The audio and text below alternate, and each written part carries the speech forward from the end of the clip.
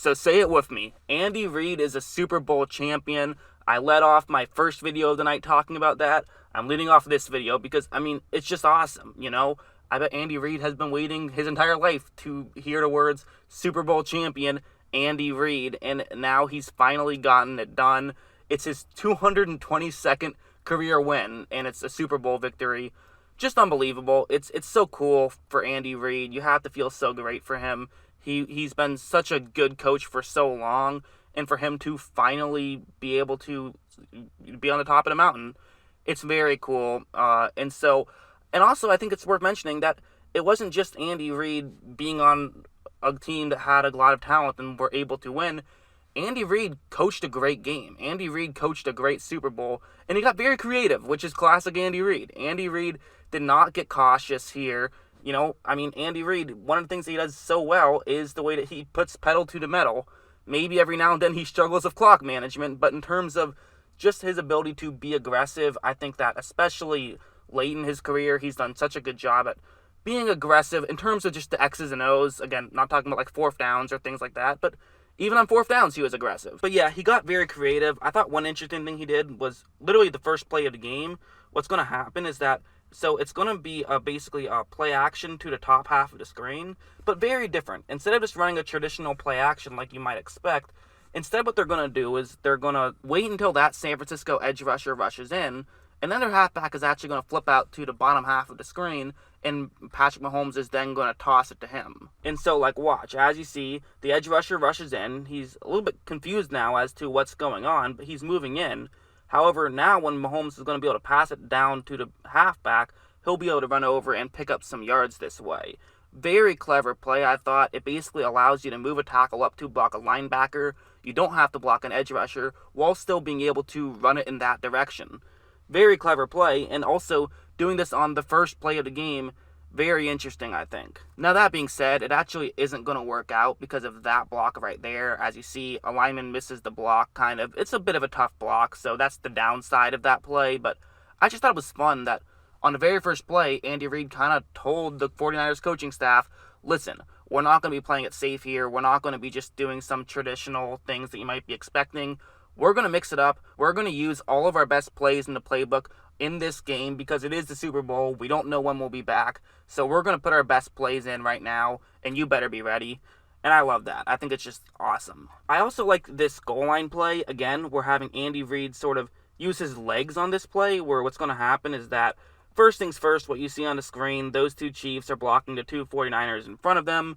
That part's not really anything too fancy, but what you will notice is that, okay, there is going to be a San Francisco player in that area who is going to be unblocked. So what do you want to do if you don't want to block everybody? Maybe just run away from him or something, but actually no. Again, Kansas City, they're going to run towards the guy who they're leaving unblocked, very similar to the last play I showed you. The way they're going to do it is with an option play, which, Mahomes does this from time to time, but he doesn't do it too often. However, it definitely seemed like Kansas City was more willing to have Mahomes move around, kind of, I guess, maybe just with the mindset of, hey, if he gets banged up and needs a month to recover, well, who cares? He'll have more than a month to recover, and I think they all just want to win a Super Bowl so badly. They're saying, we'll let our young superstar quarterback maybe take a hit or two if it results in a Super Bowl victory. And so, of course, the way that the option play works is that if the player who is unblocked runs towards Mahomes, then he flips it back to the halfback.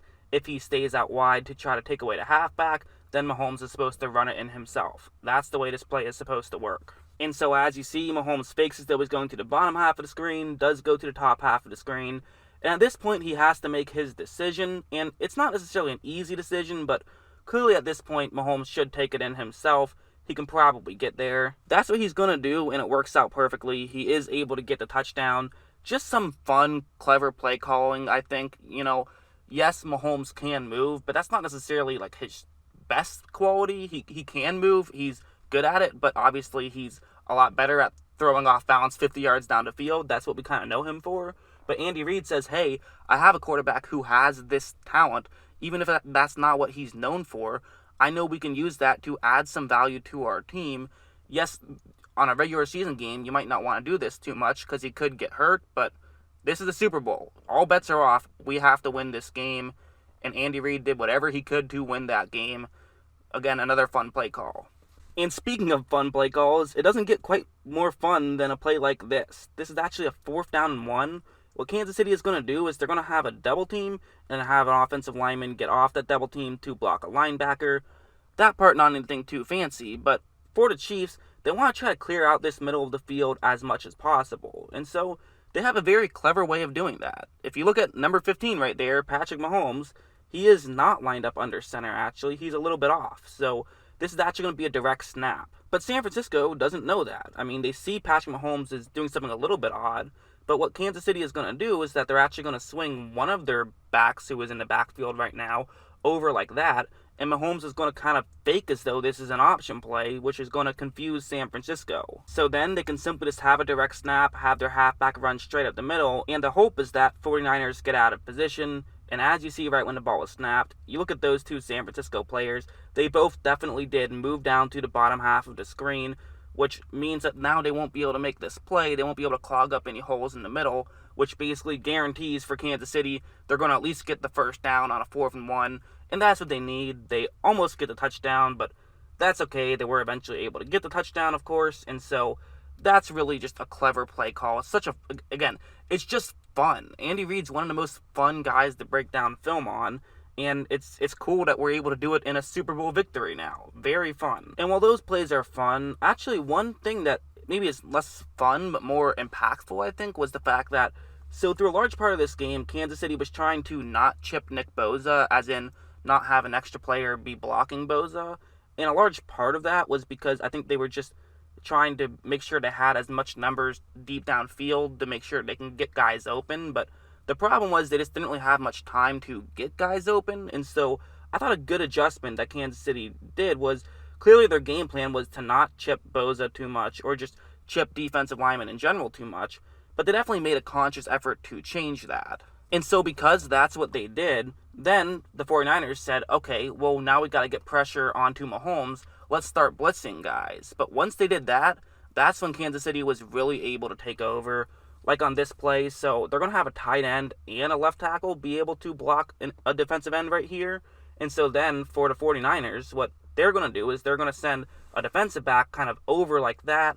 Hopefully he'll get a straight shot to Mahomes, but if not that, at least he'll be able to disrupt the play a little bit. However, one other thing that is very key here is there's going to be a play action. They're actually not even going to really sell it that much, but the key thing about this play action is just that it's going to put a halfback in the area. And so now when the 49ers are blitzing, there's already going to be a halfback in the area who can then take him away. So that's not really going to impact the play whatsoever, but it does remove one San Francisco player who is deep, meaning that now basically the key point of this is that now Richard Sherman basically is going to have to go one-on-one against Watkins. Watkins is able to just run by him. The reality is at this point in Sherman's career, he just doesn't have the speed to keep up with a Watkins, and Andy Reid knows it. The Chiefs knew it, and they knew if they could just start to get some favorable matchups deep downfield, especially late in the game when these defensive backs are maybe a little bit worn out and the young Kansas City receivers are less worn out because just they're younger, they have more gas. And that's what happened.